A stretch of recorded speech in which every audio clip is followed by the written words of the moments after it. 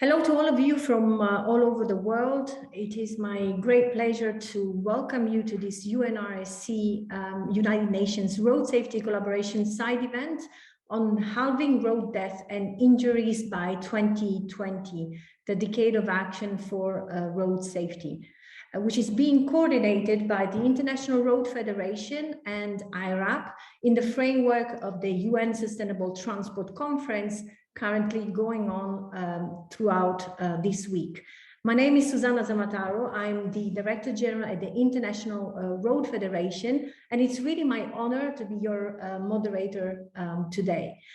Why exactly this side event? Well, with the launch of the UN Decade of Action for Road Safety and the launch of the plan, now officially scheduled to happen on the 28th of October, with this side event, we really want to start creating that momentum for the launch, but also provide important background and focus on the role of reduced road trauma in supporting sustainable transport and sustainable development. We have structured, as you have seen from the agenda, the event around the 12 global road safety performance targets. And with the help of Meline, if she can start sharing the agenda, I would like to quickly illustrate to you what's the program for today's event.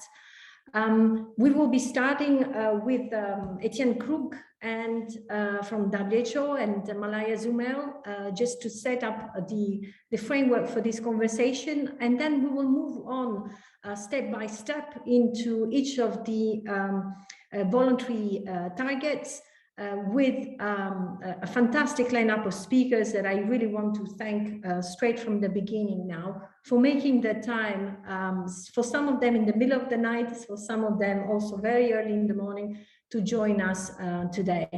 We'll looking into infrastructure. Rob and I will have a conversation about target 3 and 4. David, Jessica and Edward will be looking into vehicles and standards for vehicles. Next slide, Meline. We will then move on with the risk factors and critical legislation needed for safer road use with Miriam Siddiq from AIP, sorry, and Avid Silverman from FI Foundation will also be talking about the 30 kilometers an hour campaign.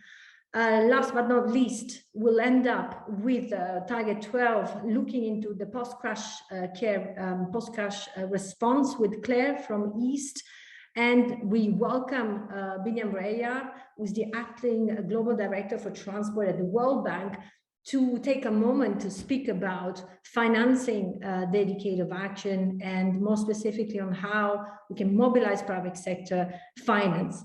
For your information, we'll be trying to take some question and answers, of course, at the end of all these chats. So make sure you use the question and answer function. You should be seeing that button in the navigation bar of Zoom, and use the question and answer function to put forward your questions. If you want to pass your questions specifically to a speaker, please say so right at the beginning. Short questions, please, so that we are able to take more of them before we wrap up this session. We have only 1 hour and 15 minutes to cover a lot, and I hope this meeting will provide an opportunity to learn, and also all of us to exchange. If you want to share some information, use the chat function, but really for the questions, again, make sure you use the right button, question and answer function. Agostina, you can stop sharing the agenda. Before and beside thanking the speakers, as I have just done, I just want to take a moment right now before we get into this journey together to thank the teams who have been working to make this event possible.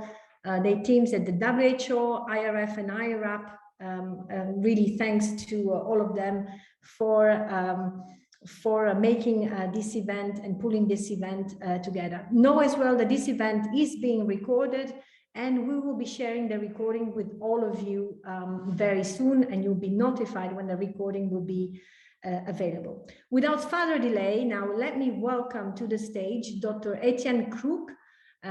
He's the director of the Department of the Social Determinants of Health, but most of it, he's also the driving force behind UNRSC, demonstrating really great leadership as a chair of UNRSC. Etienne, the floor is all yours. Thanks, Susanna. I hope you can hear me. Yes. I'm very sorry that I'm dressed much less formally and elegantly than you, but I am on holiday today somewhere in the Swiss mountains. So I hope you can see the Swiss cows and hear their bells in the background. Some people have fake pictures of mountains behind them for webinars. I have the real thing. But despite being on holiday, I really wanted to be there today for this webinar because I'm really happy it's happening. So thanks, Susanna, and thanks, iRAP colleagues and all our partners for co-organizing this. There cannot be sustainable transport without road safety. The most sustainable forms of transport are walking, cycling, public transportation, etc. These have to be made safe. If we want to promote these most sustainable forms of transportation, we have to have our roads much safer than we have now.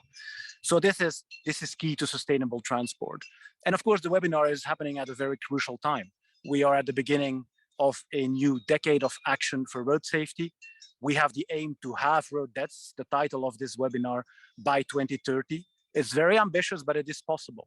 And we have just finished a global plan that is going to be launched, as you said, Susanne, on the 28th of October. And I know Dimitri will be speaking about it a bit more in a minute. But just in a nutshell, I mean, this global plan, I think, has two components. On one hand, the very well-known road safety strategies, improving vehicles, infrastructure, post-trauma care, and people behavior. And on the other hand, the innovative ideas around, for example, modal shift, which is key to sustainable transport, moving away from a car-based transportation system to more walking, cycling, and public transport. More focus on youth, more collaboration with the private sector, and multi-sectoral collaboration. And this event is a good example of that. So I think we're ready for a big decade, and we start now with a great webinar. Thanks for inviting me, and I look forward to the great discussions. Thanks, Susanna. Thank you very much, Etienne, and we're jealous of your background and the cows and the fantastic mountains of Switzerland, I presume, or France. I'd like now to pass the floor to Malaya Zumel from, she's the Regional Transport Coordinator for Africa, Caribbean, and the Pacific at the European Investment Bank. And I'd like to ask Malaya actually to talk about the commitment of the multilateral development banks.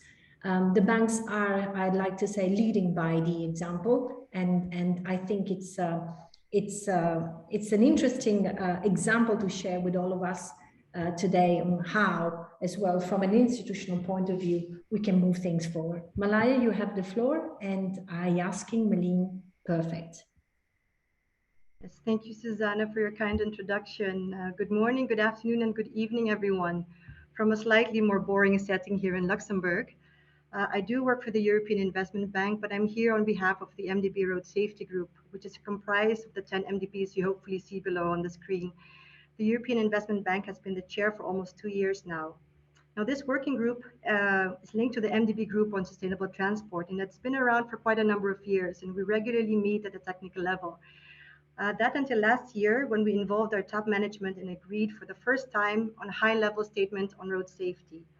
Now, the 8 paragraphs, or building blocks, as you will, are highlighted here, meant to actively contribute to the new decade of action. But of course, this is more the song and dance, if you will. The question is, how do we translate these high-level words to actually contributing to halving the deaths and injuries on roads across the globe? That is why we are here today. How can we, as financiers, deliver, and how can we visibly report on what we have achieved in an accountable and credible manner? That is what matters, and I'm happy to see that that is what today is about. So putting my EIB hat on for a moment, The EIB is an institution active in 160 countries. We finance roads for over 60 years. Roughly a third of our transport lending and up to 6 billion euros a year goes to roads. We co-finance some 6,000 kilometers of roads around the world in the year that we started work on this statement. And just to give you an example of what such a statement can achieve and what it's meant for us, barely 1 year after our vice president signed off on it. It meant including safety as the first of 4 pillars of our new transport lending policy, which is now being reviewed for the first time in 10 years. It meant including a separate heading on traffic and road safety in our new draft environmental and social safeguards, which covers all projects which may include or intersect with roads, including schools. It meant prioritizing funds for road safety technical assistance and advice. It meant mainstreaming road safety features in our projects and being asked actively to develop a pipeline of road safety projects. And also to look in earnest at what a safe road and a road safety project is, for they are not necessarily the same. It also meant prioritizing work on key performance indicators so that we may explore expanding our sustainability awareness bonds towards road safety. Our first move into a bond issuance for transport.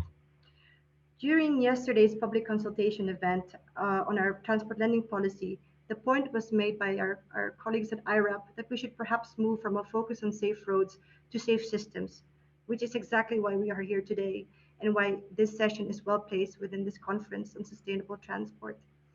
As Etienne mentioned, safety has strong implications on so many factors: accessibility, gender, climate change resilience, health, and inclusive growth. And as such, safety is an enabler of other SDGs. As such, safety was found to be a lasting priority for EIB lending and leadership.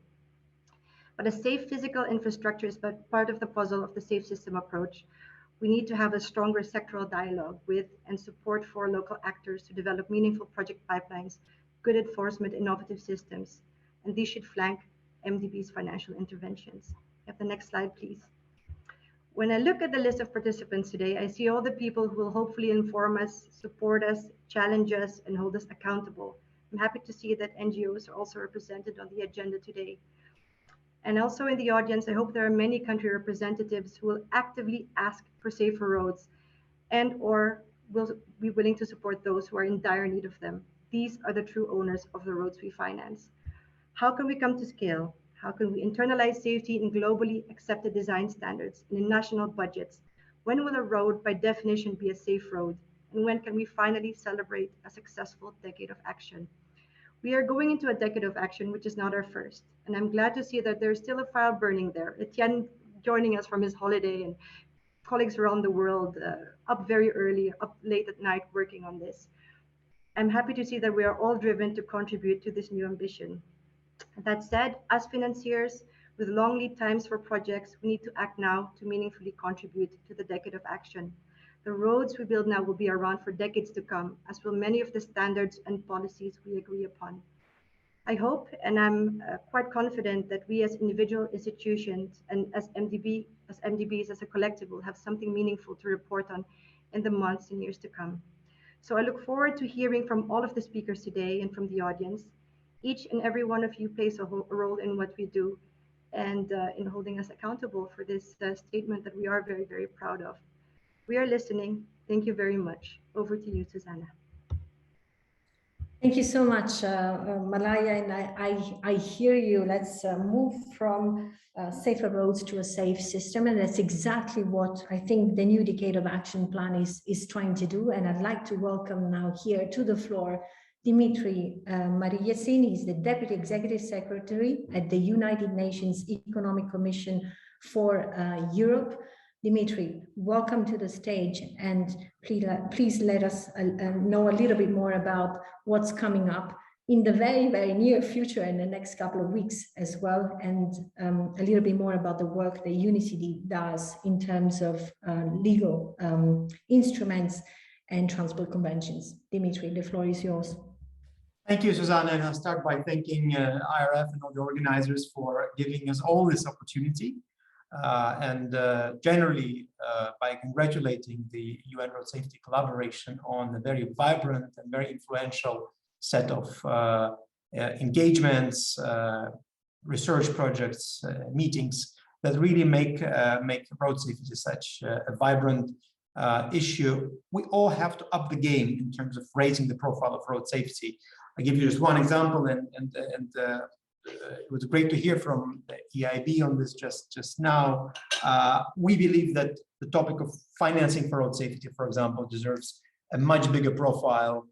We are, as we speak, working with key stakeholders, including finance ministers, to look into domestic financing for road safety. But I will not speak about this now because A, I was asked to talk about legal instruments, and B, we will have on December 3rd a special event on financing for road safety. And I'd like to encourage all of you to tune in, and WHO and the regional commissions are helping the president of the UN General Assembly to organize it. So more information will come very soon. Now, financing and legal instruments are amongst the key enablers for implementation of the global plan for road safety that Etienne already spoke about. So let me focus on the legal instruments as a key enabler. You will ask why. It is because UNECE has historically been the home of many global transport conventions, including conventions directly relevant to road safety. We're quite well known for our 8 legal instruments under 5 categories: traffic rules, road signs, vehicle regulations, transport of dangerous goods, and professional driver fatigue. If I were just to spell out the names of all the 8 conventions, that would completely eat up my time. So I will not do that.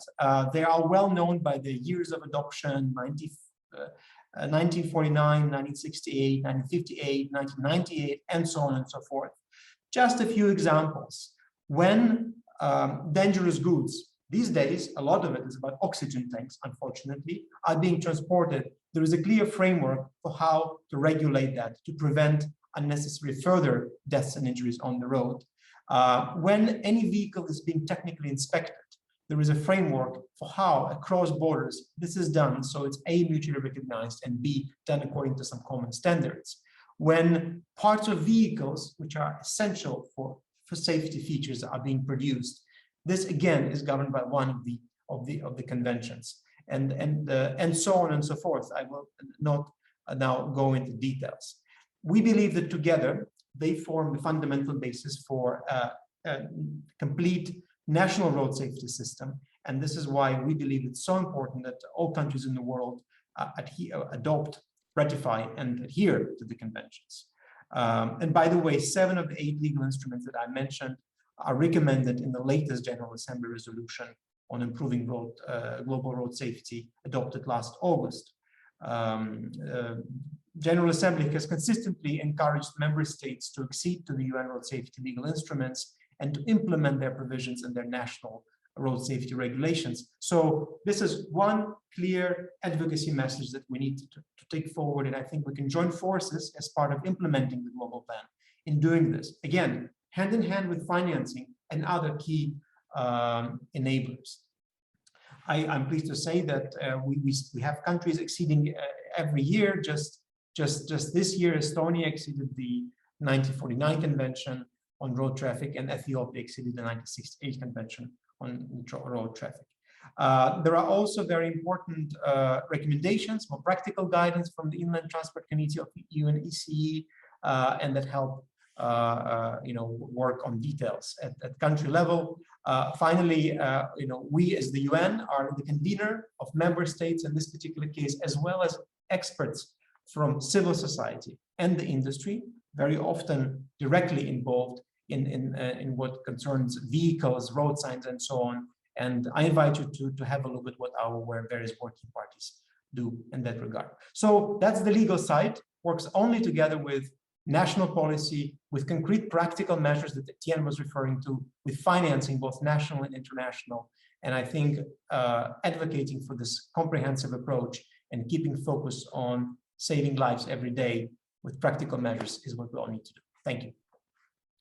Thank you very much, Dimitri. And that's exactly what the new UN Decade Action Plan is doing, trying to bring everything together as a system, as a strong reference to the legal instruments, of course, within the plan that I would like to recall to everyone is going to be launched on the 28th of October with an event being hosted online by the WHO and the different UN agencies, and more information will be made available, is available already on the UNRSC website, and I think we'll have a chance to put that as well in the direct link in the chat. But I want to turn here, thank you so much, Dimitri. I want to welcome to the stage now Lotte Brondum, who is the Executive Director of the Global Alliance of NGOs for Road Safety. And Lotte, I don't see you on the screen, but I hope you are with us.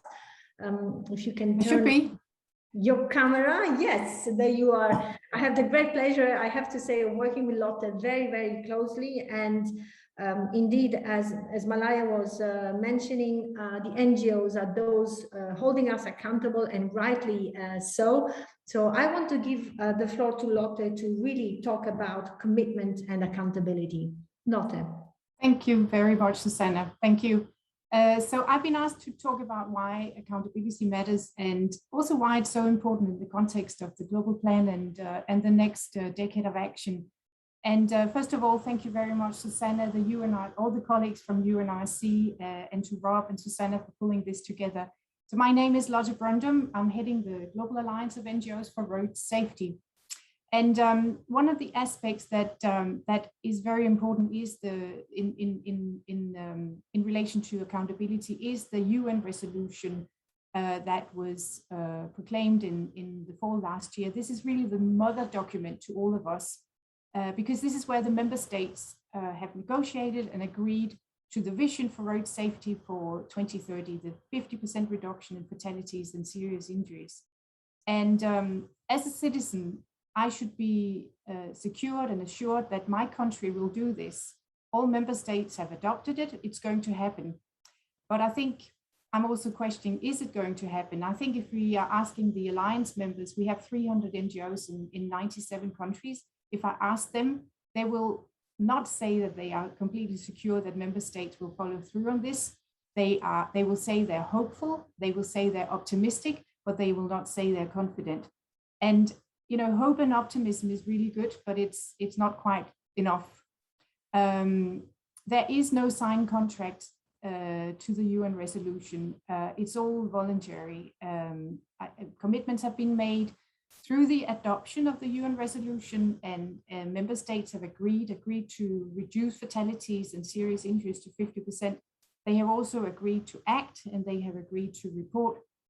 But we have to remember that with everything voluntary, it comes with a big responsibility, and some are better to take responsibility than others. We have a member country who reported, and we have a member in a country who reported that the country set up a road safety agency, and it thereby sort of ticked the boxes of what we want to see, a lead agency who's in charge of road safety. But when it was set up, there was no funding behind it. There was no staff allocation to the lead agency. So we all know that without staff and without money, you won't really be able to do any serious work. So sometimes governments, even the best governments, forget. And sometimes they think they have done what they should do to what they are keeping their promises, but in fact, they might not quite be there. So the NGO's role is to support and encourage and remind governments who signed up to the UN resolution and thereby promised 50% reduction of fatalities and serious injuries, that they, through the UN resolution, have committed to the reduction. And with that promise comes lead agencies, it comes staff, it comes plans based on evidence, it comes modal shifts, it comes involvement of civil society, and it comes with money. So accountability to all this is key. NGOs have a big role in holding their governments to account.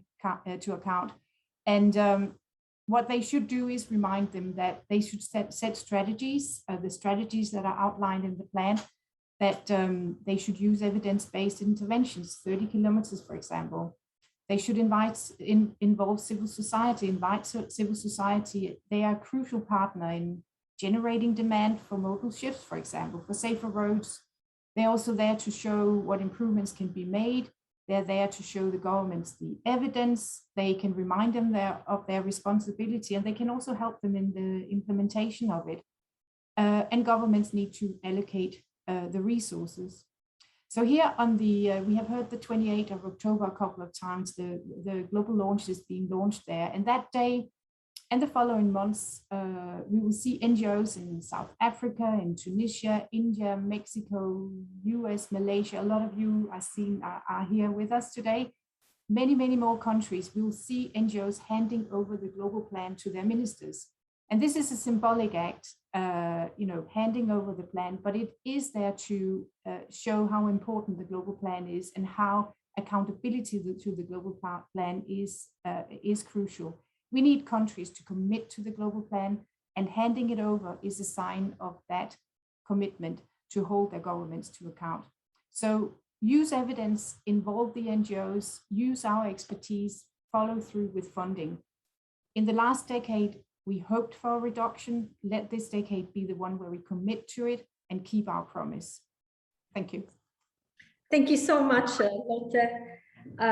Yes, and the Decade of Action Plan is exactly there to provide guidance to the governments, and we are all here together and within the UNRSC as well to provide that help and support that is needed. The good intentions might be there, but sometimes we're just experiencing some difficulties in moving those steps.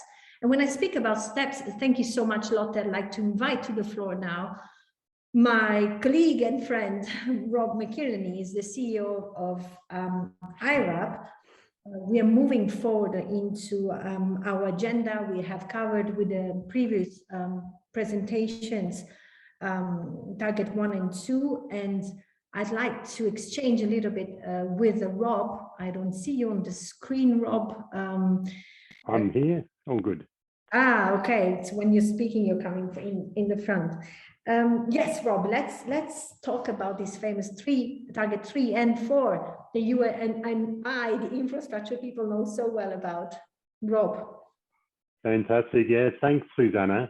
And look, today 100,000 people will be killed or injured in road crashes on roads that we have built. Those people will predominantly be killed in head-on crashes, run-off road crashes, intersection crashes, or it will be pedestrians and cyclists simply walking along or trying to cross the road.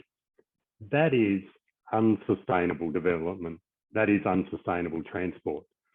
There is, however, cost-effective road engineering solutions for every one of those crashes. Sidewalks for pedestrians, cycle paths, safe crossings that manage speed, roadside barriers, medians, and intersection treatments like roundabouts. And of course, there is that critical decision on what speeds are appropriate at that location.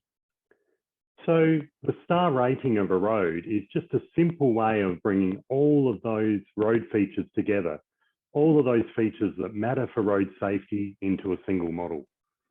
1 star is the least safe, and 5 star is the safest. When we move from a 1 star to a 2 star level, we halve the levels of death and injury on that road. It'll be halved again when we go from 2 to 3 star, halved 3 to 4 star, and again through to 5 star. iRAP is a registered charity, and the model and supporting software is fully published in the public domain for free, thanks to the long-term donor support of the FIA Foundation and organisations like the World Bank Global Road Safety Facility.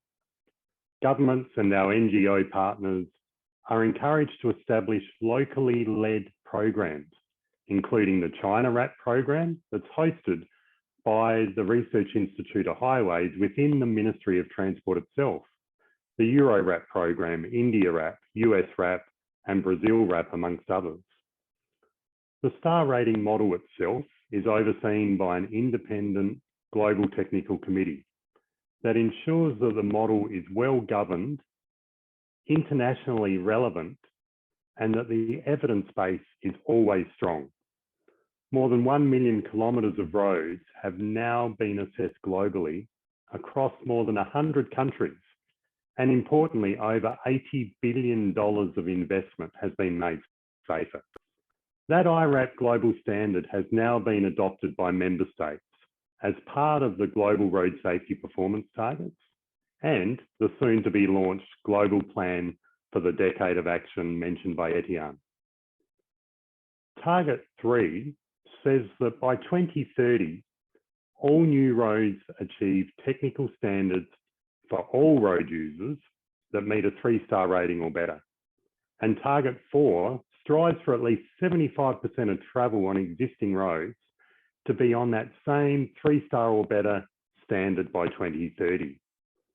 The new global plan recommends road safety audits on all sections of new roads to ensure that that minimum standard of 3-star or better for all road users is met. Why is that so important? For new roads, no country on earth can afford to build a brand new piece of infrastructure that provides only 1 or 2-star safety for pedestrians, for cyclists, for motorcyclists, or for vehicle occupants. Whether it's funded as part of the Belt and Road Initiative or the Build Back Better agenda, whether it is development bank financed or a national, state or local government project, the 3-star or better global standard provides the essential pass mark for road safety performance of infrastructure. This provides Treasury officials with confidence in their investments. As Dimitri said, the 3-star or better standard provides the fundamental building block for results-based financing as part of innovative impact investment and sustainability bonds, as mentioned by Malaya, focused on long-term road safety outcomes. In closing, unlike COVID-19 pandemic response, there is no trade-off between health and the economy when investing in road safety. 3-star or better roads will save lives, will save money, and will create jobs. So, what star rating performance will your next transport project deliver? And with that, I'll now pass to Susanna to talk about some of the institutional change that's happening as part of the 10-step plan for safer road infrastructure. Over to you, Susanna. Thank you very much, Rob. Yes, I want to take a couple of minutes to rebound on what you just said. The question that I get most often when exchanging with authorities in the field and the engineers who are responsible for infrastructure is, this is all good, we understand it, we understand the importance, how do I do it? And it's exactly to answer this question that we as a UNRSC will come together as a group, and specifically the Safer Roads and Mobility Group, to provide guidance via the 10-step plan for safer road infrastructure. That's the document, the framework that has been produced by the UNRSC, just in fact to provide support to countries seeking to implement these initiatives in relation to improved safety of road infrastructure and broader transport networks. Also to respond and to comply to the UN conventions that Dimitri was actually mentioning, and in fact to align to target 3 and 4 and reach target 3 and 4 that you, Rob, has just mentioned. All new roads should meet a minimum 3-star rating standards, safety standards for all road users. Target 4, again, at least 75% of travel should be on roads that meet safety for all road users.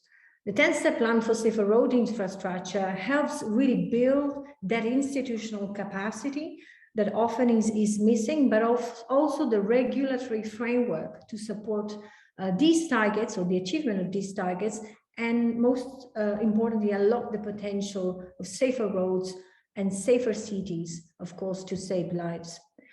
3, I would say, key priorities around which the framework of the 10th step has been organized, what we call the gap analysis, which covers more or less step 1 to 4. A mistake that is often done is things are done without really, first of all, stopping and taking stock of what already exists in the country, mapping out who is doing what, mapping out really how infrastructure is being managed in the country. What are the policies, the standards and the guidelines and the financial arrangements that are in place in the country. And without looking, or sometimes, or very often, not even having a specific strategy when it comes to safety and infrastructure, and of course the supporting action plan. So that's the first part of the framework of the 10-step, the gap analysis.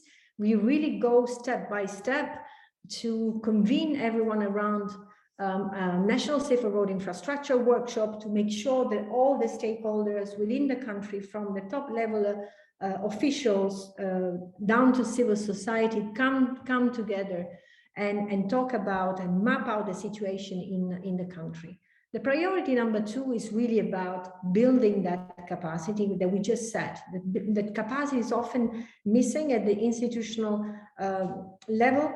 Capacity as well in terms of having proper road design standards in place that allow you to, that are aligned with the target 3 and 4, and at the same time develop skills and capacity from the people who actually have to implement those standards when it comes to building new roads or designing new roads, but also upgrading existing roads.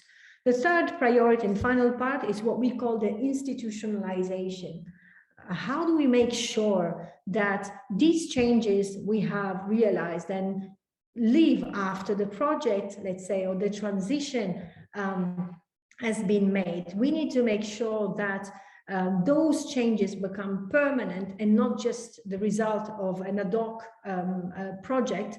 And so here it's an effort to establish a national RAP program, a road assessment program, but also work concretely together with the people that we have trained to make sure that we test those skills and we build capacity with on-the-job learning by working on some concrete projects. We are actually piloting together with iRAP, the IRF, UNECA, and TARA and PIARC are piloting the 10-step approach currently in Tanzania with the 10-step project in Tanzania. And I would like to invite all of you to take a look at some of the resources. We'll be putting that into the chat to access more information about the 10-step framework and more specifically about the 10-step project in Tanzania. In a word, if I can summarize, it's partnerships to deliver and partnerships to save lives. That's what the 10-step plan is all about. Thanks. Now, having covered target 3 and 4, let us take a step forward, and I'd like to pass the floor now to Jessica Tron from the Towards Zero Foundation and Edward Fernandez from CETA. I'd like to welcome both to the stage and give them some time to talk about vehicles and standards for vehicles and vehicles inspection. Jessica, you have the floor. Hi, thank you. I think my co-host, Edward, will be joining us. Hi, Edward. Yeah, good morning, good afternoon, good evening, everyone. Greetings for my side, and thank you to the International Road Federation for inviting us to this event. Of course, the challenge ahead of us, reducing death by half, it's enormous. And it's clear that only can be achieved with the collaboration with all the stakeholders. I'm honored to share this blog about vehicles with Jessica Tron from Towards Zero Foundation. Jessica, let's have a quick chat about the importance of vehicle safety ratings. Tell us, and a very basic question, why do star ratings for cars matter? Thanks, Edward. So we know that target 5 of the road safety performance targets, it's related to helping us reach 100% of new and used vehicles, meeting at least the very basic recommended UN standards. And while we're seeing, progress being made in vehicle safety, globally, and that's fantastic. But we know that there's still a huge number of cars that are being produced every year that don't meet these very basic minimum safety standards. And just by applying these minimum standards as recommended by the UN, it will go a long way to helping us achieve our goal of no more zero-star cars on our roads, because we know that zero-star cars produce a lot of road trauma, and we want to be able to eliminate that. And through our NCAP testing programs and our star rating programs for vehicle safety, we know that there are still, once again, many cars available for sale, especially in low and middle income regions, that are receiving a zero safety rating. But this is not just unique to low middle income countries. We're seeing even high income countries like Australia coming up with zero-star cars. Earlier this year, we saw, ANCAP release a zero-star car, the very first zero-star car. So you wouldn't expect that anymore from a high-income country. But that's why NCAP programs are so important. It provides consumers with that information that not all cars are created equal in terms of safety. So we want to make sure that these star ratings and independent consumer information are available for consumers when they go make that safety decision for themselves and their families. And also, on the other hand, these star ratings also act as an extra incentive and encouragement for manufacturers to do better, produce safer cars, democratize vehicle safety globally so that people can have access to safer vehicles no matter where they live. So in vehicle safety, it's not regulations or star rating. It's not an either or.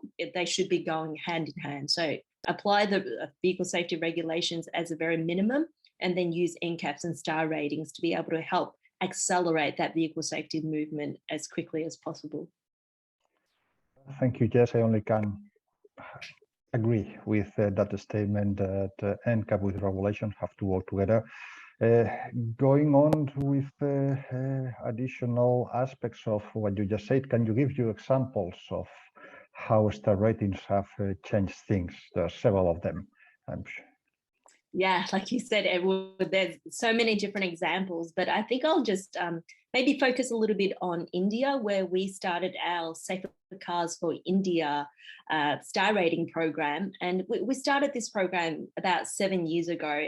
And 7 years ago, vehicle safety was not a much discussed topic in India. Like there were no vehicle safety regulations in place at that time. And now 7 years later, we were seeing that, from the first batch of cars that were tested that all received 0 stars, we're now seeing 5-star cars being made available on the market, and the local manufacturers and producers really engaging with the process and producing 5-star cars. And just this week, we released another 5-star car, and that's fantastic. And we're seeing the government adopting new vehicle safety regulations, and that's the power of NCAP programs and regulations together, and how it can really make and accelerate vehicle safety developments quite quickly. So, it's not impossible for low middle income countries to be able to come that far.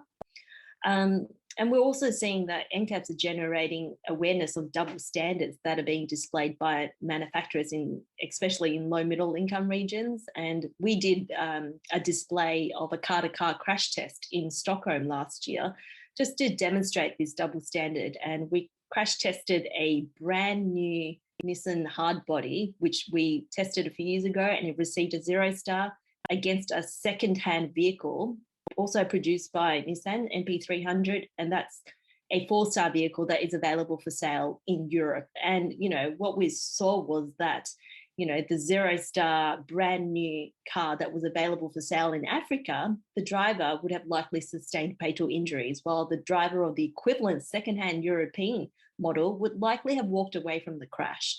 And this just really graphically demonstrated the double standards that are being applied by manufacturers. And that is what, the NCAP programs are trying to eliminate. We're trying to, make sure there's accountability by the manufacturers. And we were very pleased to hear that Nissan has subsequently announced that they are ending production of the MP300 for Africa. So that's the kind of power that star ratings and NCAPs can have on, once again, encouraging manufacturers to do better in the vehicle safety space.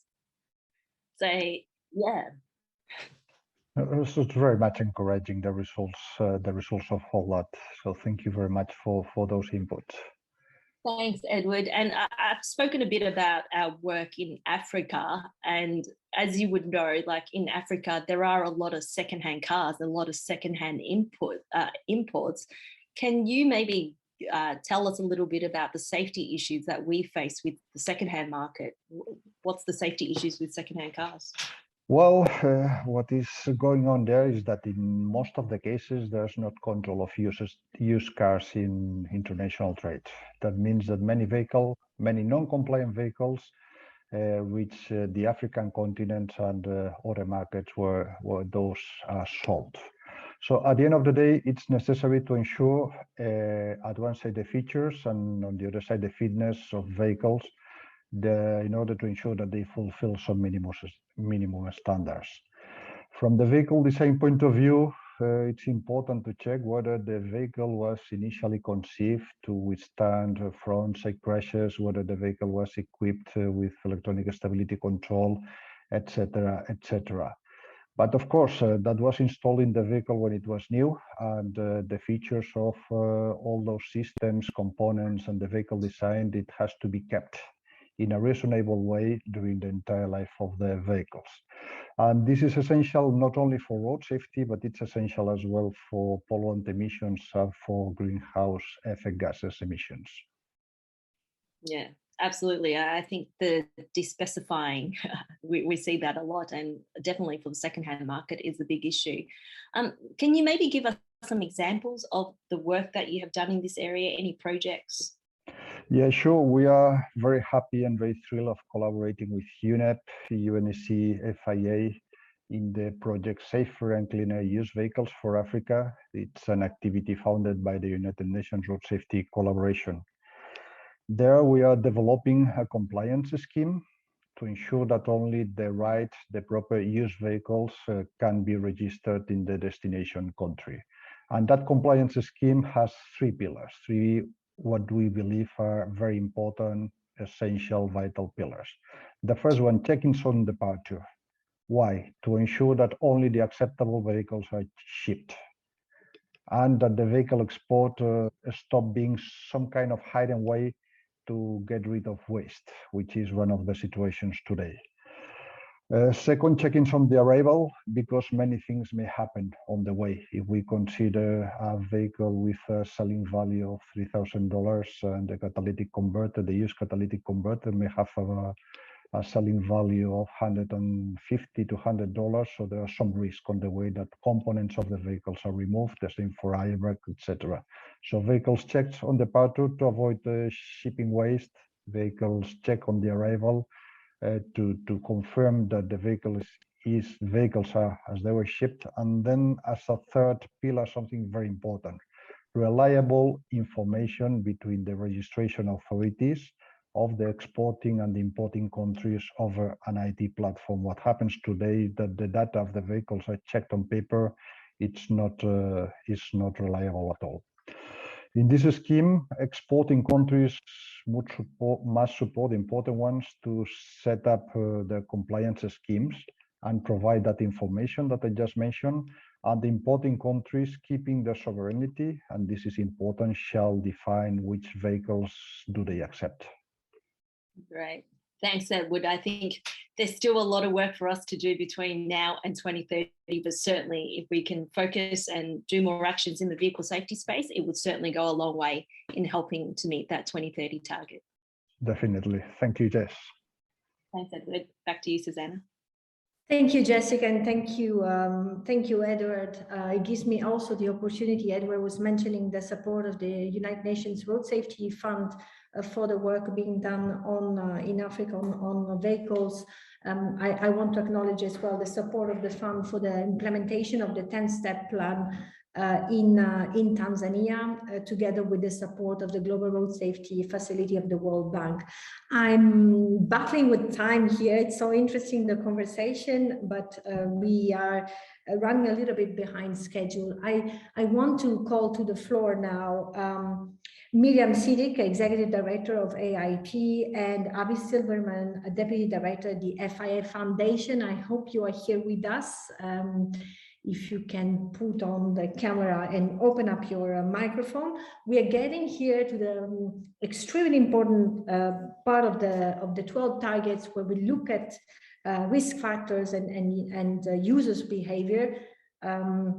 Miriam and Avi, welcome to the stage, and tell us a little bit more about these specific targets.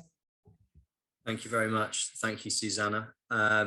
Yeah, I'm delighted to be in this session today with Miriam. I'm going to start off with a bit of an overview, particularly on the kind of global advocacy and campaigning that has had such success around 30 km per hour Streets for Life, as many of you will probably know from earlier this year. But that kind of campaigning is continuing, particularly with the launch of the global plan and going through to the SDGs. So just to give everybody a bit of an idea, and then myself and Miriam are going to have a bit of a discussion about some of the work that Miriam's been doing in Vietnam. But firstly, on the overall campaigning worldwide, you've probably known there's been a focus on 30 km per hour, and really, you know, you might ask why 30 km per hour, and the answer is that, you know, it's really a focus on speed, and speed is such a fundamental part of the global plan and of how we're going to reach the SDG agenda on road safety. There needs to be a focus on speed as one of the fundamental and major areas that needs to be addressed in a safe system, and it kind of leads to how we kind of act in a safe system, particularly to protect vulnerable road users and reduce road traffic injury. You'll see when the global plan is launched later this month that there is such a big emphasis on speed management, and that links to all the other areas, whether it be infrastructure, whether it be user behavior, whether it be safe vehicles, as we've just heard. Speed is a major part of all of that. But also the focus on 30 kilometers is a really good tangible step that can be taken both at national level that countries can do, but also at city level as well. And it's an entry point into livable streets, into what we want to see with what Etienne actually raised at the very beginning of this session, with streets that are much more focused on pedestrian and cyclists, and shifting away from the dependency on cars, private vehicles, and on vehicles, through to much more sustainable modes of transportation, public transport, pedestrians and cyclists. And that in itself will also bring huge benefits in terms of both livable streets and livable cities, but also in terms of climate and moving towards zero carbon transport as well. And that's why in the campaign there's been kind of an emphasis on this kind of Streets for Life focus, but also Streets for People and Streets for Planet, which has been a major thing. And we've seen tremendous support for all of this and great momentum worldwide. A lot thanks to the NGO and the NGO Alliance that Lotte, who spoke earlier, represents, support from mayors across low and middle income regions, as well as more developed countries, from Argentina through to Zambia and Tunisia, India, across the world. And really good examples of where 30 kilometers per hour has been implemented or started to be implemented, often starting with school zones or areas where vulnerable road users are, but then expanding through to get lower speeds across cities as well. And it's something that really can be and is being taken forward as we go through the SDG agenda. As I say, during the launch of the global plan later this month, there'll be a big focus on speed and also on gathering momentum around 30 kilometers per hour as a major part of that.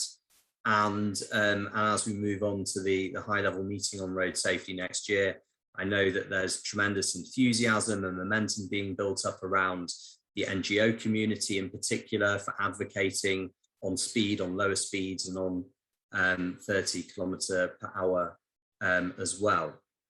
So with all of that, I kind of wanted to ask Miriam what she had been doing in particular. She's been doing such great work AIP for many years, and has also been doing some great work around speed reduction, around 30K in Vietnam. And I think she can give us a real insight into how it's been working in Vietnam and her experience with all of that. So to ask Miriam what she's been doing and how she's been doing it. Thank you so much, Avi, and good evening, everyone from Ho Chi Minh City in Vietnam. From our experience in Vietnam here, speeding is really best addressed through a combination of legislation, enforcement, education, and infrastructure. Here in Vietnam in 2019, the government passed a national legislation, the Circular 31, and that allows the removal of fixed speed limits. So speed limits now can be defined dynamically, and they can take specific situations into consideration, like, for example, the peak hours when all the children commute to school and back home.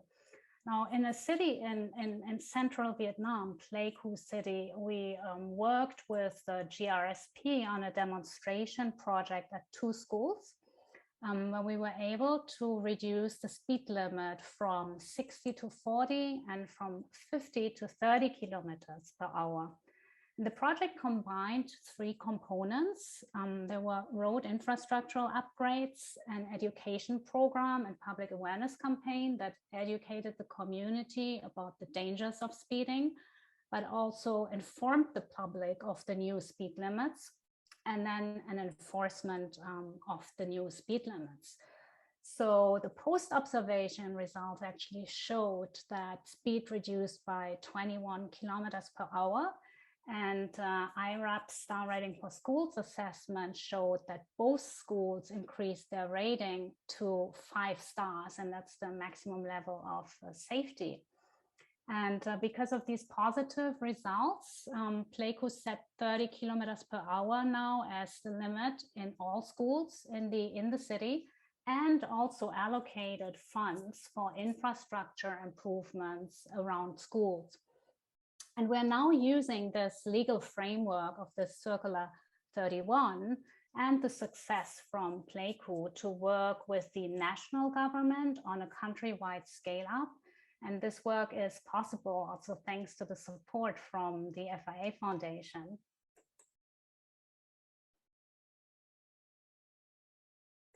Thank you very much. I think that was probably my cue to come in there, but thank you for that. And it's an incredible initiative, and really shows how, going from advocacy, going from civil society, an organization like AIP, but there are obviously many other NGOs globally that work on this, and really to have that influence on policy making, and therefore the safe system, to actually see that safe system coming into place and having a meaningful impact in terms of particularly speed reduction, which is such an important part of it, and therefore high levels of safety and saving lives. We know that, when you reduce speeds to 30 and below, you have a 99% chance of survival, much higher rates of survival with lower speeds. And conversely, as the speeds go up, so the fatalities and injuries go up dramatically as well. And that is a key area that needs to be focused on. Another area I know you've been working on similarly is your advocacy on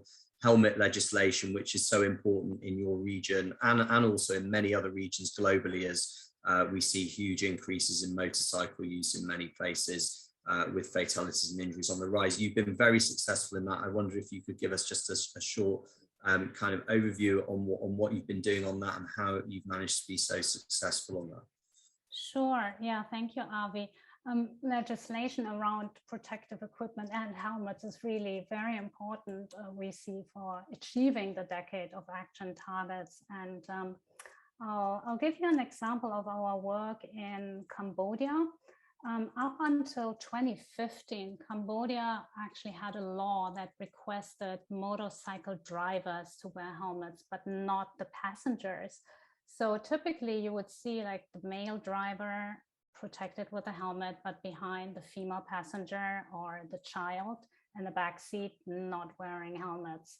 So what we did is we implemented targeted programs at schools that showed how helmet wearing rates can go up when helmets are accessible, when families have access to helmets, but also when children and teachers, and of course also the parents, are educated about the safety value of helmets. And lastly, also when helmet use is made a school policy and incorporated in the school system. In parallel, we ran a public education campaign and advocacy campaign to show how necessary it is that helmets do not only need to keep the driver safe, but also equally the passenger.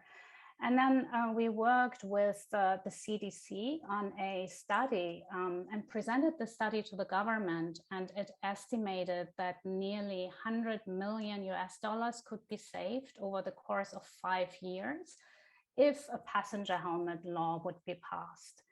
And the law passed, and passenger helmet use tripled. So that was really a great success where many partners contributed to as well. Great. I think we may have to move on. I can see Susanna is very politely giving us a cue to finish, but I know that tremendous work that AIP is doing, and I know that you're happy to get in touch with people, as are we, to give people more information on what's been done, the tremendous work that you've been doing as well. Thank you very much. Thank you so much, Avi and Miriam. Yes, I'm battling a little bit with the time, and we are getting to the end with the 12 targets. And here I'll pass the floor and welcome to the stage Claire Holland, Post-Crash Response and Resilience Officer at EAST, and she'll be talking to us a little bit more about time-critical management of post-crash response. Claire, welcome to the stage.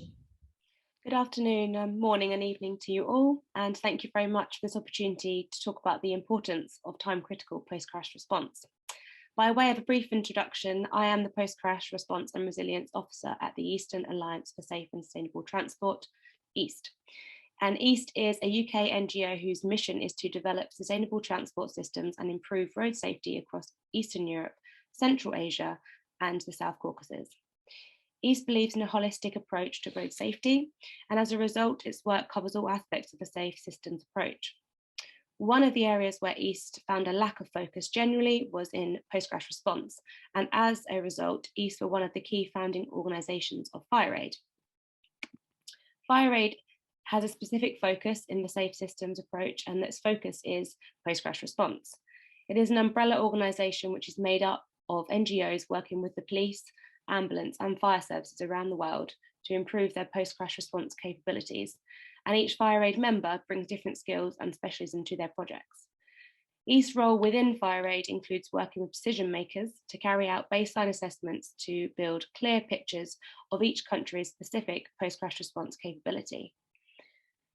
The information is used to form long-term projects with other FireAid members, such as the World Rescue Organization, and they are also UN Road Safety Collaboration members, to donate decommissioned but perfectly usable essential fire and rescue equipment alongside professional training.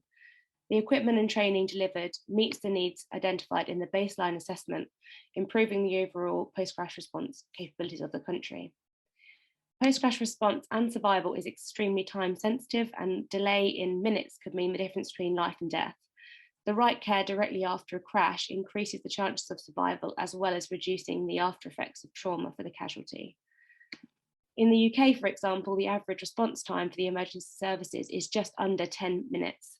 But in many low resource countries where both EAST and FireAid work, response times can be many hours or even days, leaving the casualty with a very little chance of survival. Post-crash response is a critical element of the safe system and a key component of the new plan of Decade of Action for Road Safety, which will launch later this month. And in fact, the World Bank estimates that improvements in trauma care could save more than 1 million lives, cutting road injury deaths by up to 30%. An effective time-critical post-crash response requires investment, coordination, cooperation, and communication. But in order to be effective, it requires a minimum of the 4 following factors. Firstly, a time response by bystanders. So this means having good mobile phone coverage and a single, widely known national number to call for help. It also requires a professional call handler who can talk the bystander through instructions and get a clear understanding of the situation and dispatch the right emergency response unit, whether that be fire, ambulance, or police, to the right location. These remote trained experts are essential in post-crash response.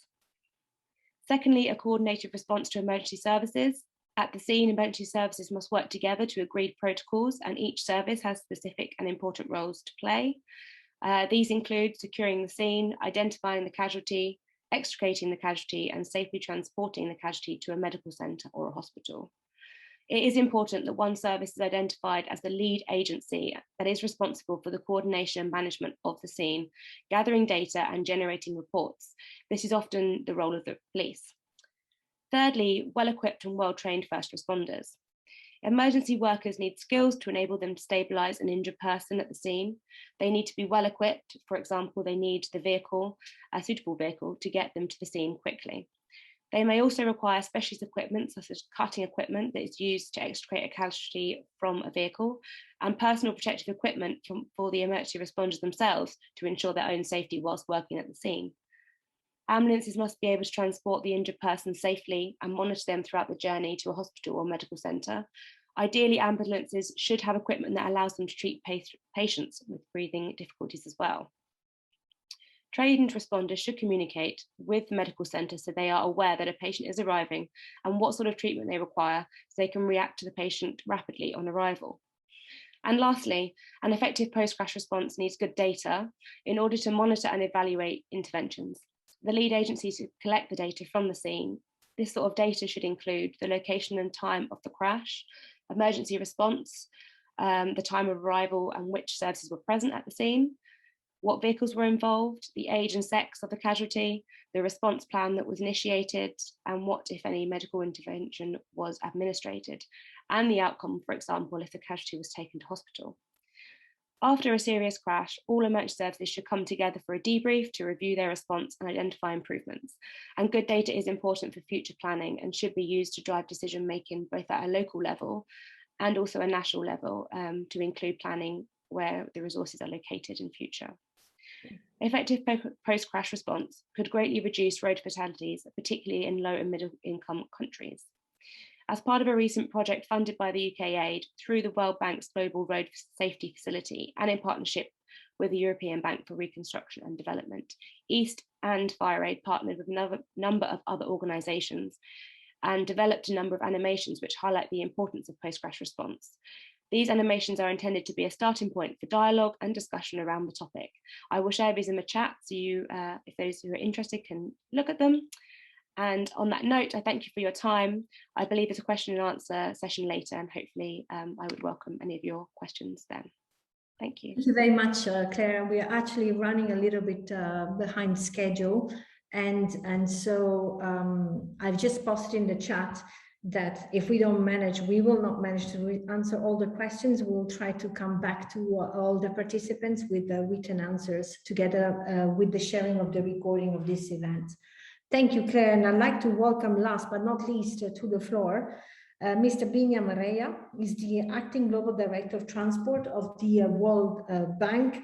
And we are closing this event with him to talk about specifically financing all what we have been talking about throughout the event and how to mobilize more specifically private sector finance.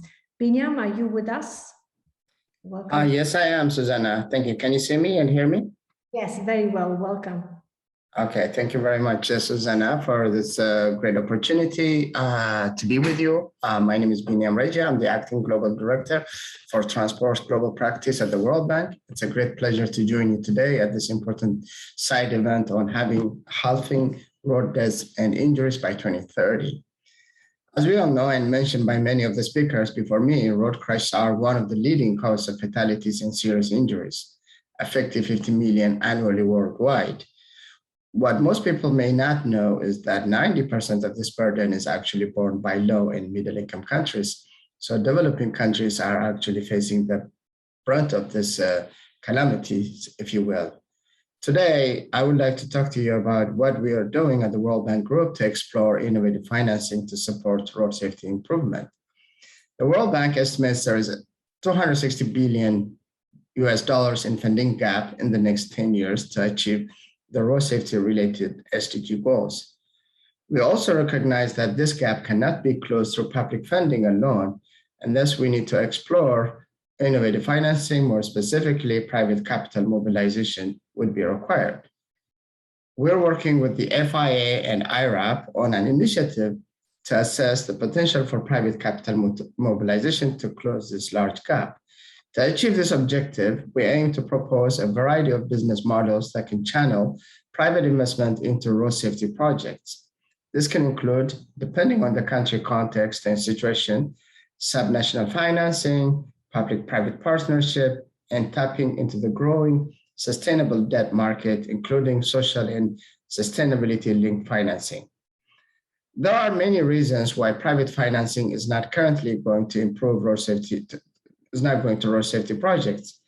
The key reason is perhaps the market's failure to appropriately account for the costs of road crashes and distribute the benefits that come from road safety improvement properly to those who are investing on this. As the costs of dangerous roads are dispersed across the economy, there is little financial incentive for individual road authorities or private concessionaires to invest in safety beyond the minimum enforceable standards. In a scarce resource or cost-competitive environment, this can lead to important safety investment getting lower priorities. Basically, agencies will deprioritize road safety investment when they are facing shortage of funds. At the same time, the potential benefits or financial returns from safer roads that accrue to healthcare sector, insurance companies, or operators of commercial fleet, those are all dispersed as well.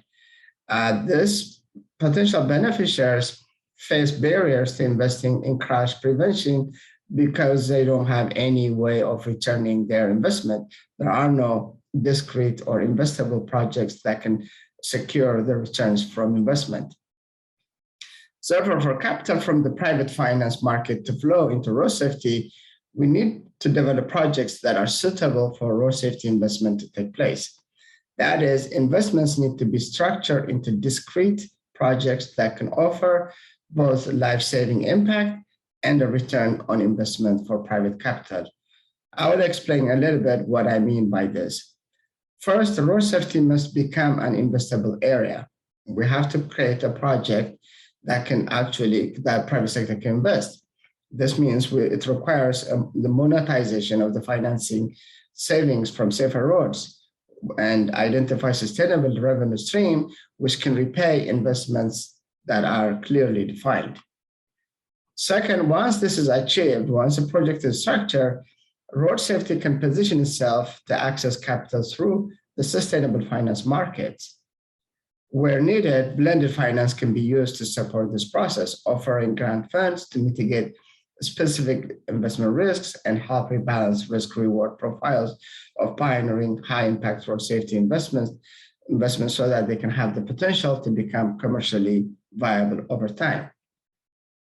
Similarly, we can also think about PPP concessions where private sector can invest and increase their investment and recoup their returns. As an example, the World Bank and IFC have been working with the Brazilian government in leading the way with concessionaires across the country that would raise the safety performance of the roads to the 3-star or better global standard. The Sao Paulo government is including additional incentives on the PIPA concession to exceed these targets to reach 4- and 5-star performance. So you can introduce additional safety returns, but provide incentives and returns to the concessionaire to recoup that investment. We also see similar opportunities in vehicle safety with more rapid rejuvenation of fleets that comply with the UN Convention. By creating well-designed, results-based investable projects, we can develop investment vehicles that will be attractive to and understood by many investors like pension funds, sovereign wealth funds, and other investors. For many countries, to actually achieve this would be important. They have access to technical assistance and capacity building resources to improve their ability to create the enabling environment needed to structure the investment case, identify blended finance mechanisms, and more importantly, identify the source of revenues that will support the financing that is being discussed, including also supporting them in structuring PPP schemes with enhanced road safety in mind. So those are just some ideas that we have been working on. We look forward to collaborating with all of you and ensuring projects will be able to attract the needed finance and investment to improve road safety and encourage more stakeholders to be involved in safety improvement. Thank you. Over to you, Susanna. Thank you very much, Binyam. And for your information, I put that also in the chat. We will be welcoming again Binyam Reya next week at the iRAP annual conference. We have the very first session dedicated to investing in road safety. So come and join us. Registration is for free, and you find all the information on our website or in the chat. We are getting to the end, and we're also running a few minutes late in the schedule. But there's one question that was put in the question and answer that I always call this the $1 million question, and I want to pass this $1 million question to Rob in that respect, because it was specifically addressing infrastructure, and the question is, how do we get a political will that is necessary to realize everything we have been sharing and saying and talking about today in this webinar? Rob, would you like to answer that question?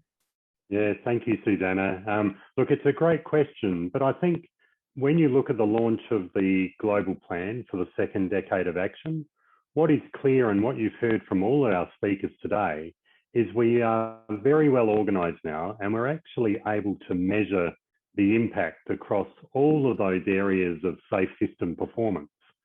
And so when we look at the infrastructure side of the story, if a country brings the school up to a 5-star level, like Miriam mentioned in Vietnam, or as Binyam was just saying, the concession roads that are being raised to 3, 4 and 5-star standard, the key thing is make the politicians look good.